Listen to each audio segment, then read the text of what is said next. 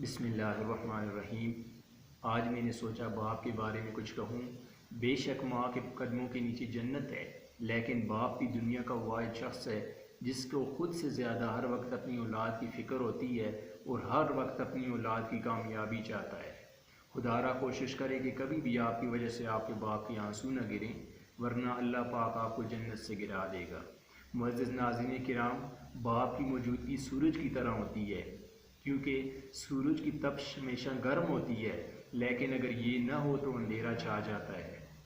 باپ کا سخت انداز اور ماں کا نرم لہجہ گھر کے ماحول کو متوازن رکھتا ہے۔ معزز ناظرین کرام، باپ وہ سہارا ہے جس کی وجہ سے آپ کے اکثر خواب پورے ہو جاتے ہیں۔